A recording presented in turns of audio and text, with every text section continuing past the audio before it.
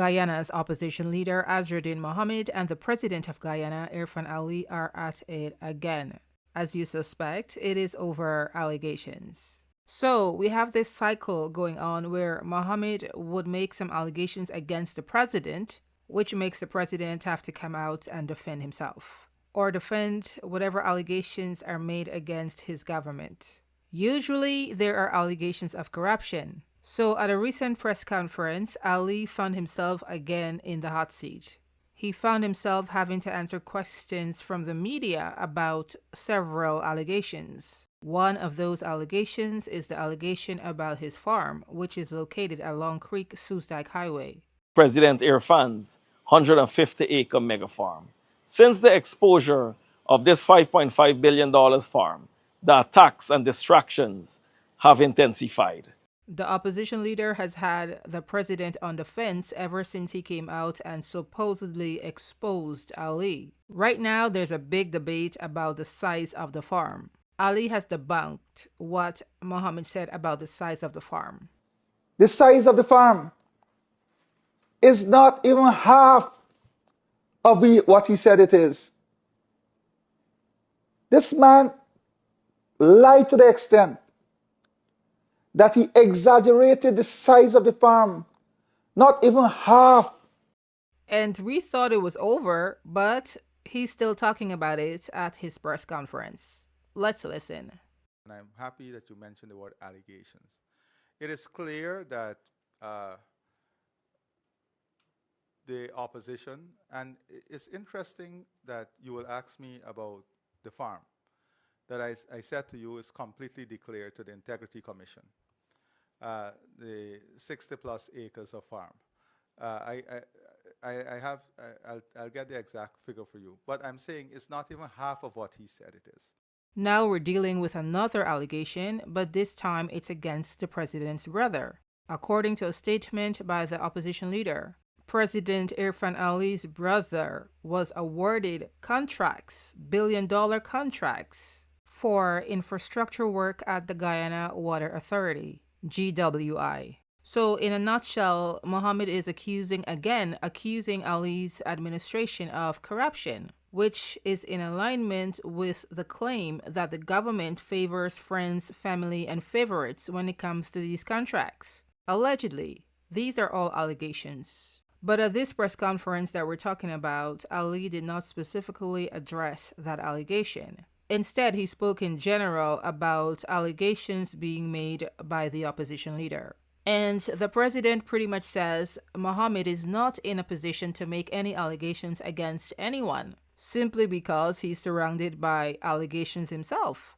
And the president lists the various allegations. They include allegation of tax evasion against the Guyana government, wire fraud, mail fraud, money laundering, or conspiracy to commit money laundering, rather, that were made against Azruddin Mohamed and his father, Nizar Mohamed, by the United States. And those allegations form the foundation, the crux of the indictment by the federal government against the Mohameds. When you speak about corruption, you're talking about someone with allegations who are making these allegations. The person who's making the allegation has himself indictment by the U.S. I don't see this being highlighted.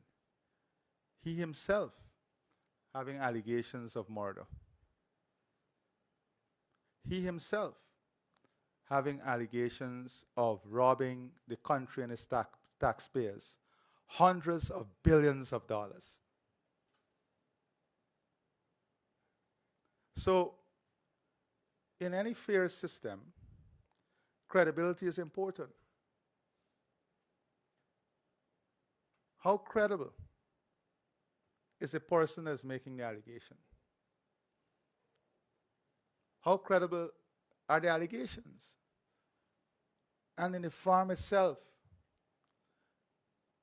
you've seen the credibility, even from the acreage. So there is a move. I agree with you. There is a move to paint the administration or paint the president in a particular way.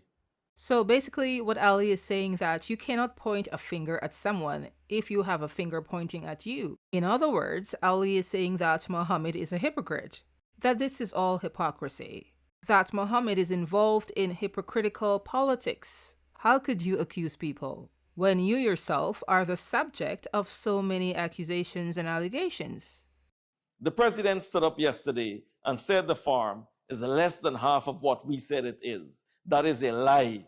This man is a notorious liar. We have the evidence. We have used international geosatellite data, including Google satellite imagery, and we're going to show the Guyanese people exactly what I found. And let me make something clear. 150 acres was a conservative figure. So the president wants Guyanese people to believe that he owns this massive property and does not know how much land he owns? So same thing, different day. Ali and Mohammed are going at each other back and forth, back and forth. And Mohammed pretty much has the president on the fence for the longest. We all know that anyone can make allegations against anyone. What all of this is going to come down to are the facts.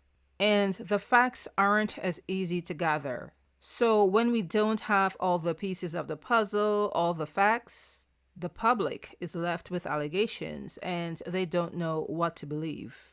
And I'm talking about the section of the public that does not necessarily run with every allegation that comes out of the opposition's camp. So where does that leave us as the public? Where does that leave us as the media? We can do our own investigation, but access to those information aren't as easy as you think. Of course, you may see things published online purporting to be true documents of what is being alleged.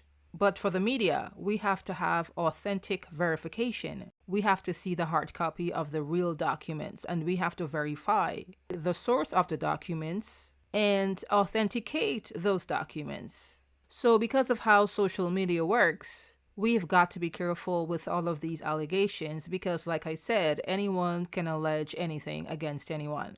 Does it make it factual? No. And it don't matter who it's coming from. Anyone can be up to no good. And so we have to be careful and we have to err on the side of caution.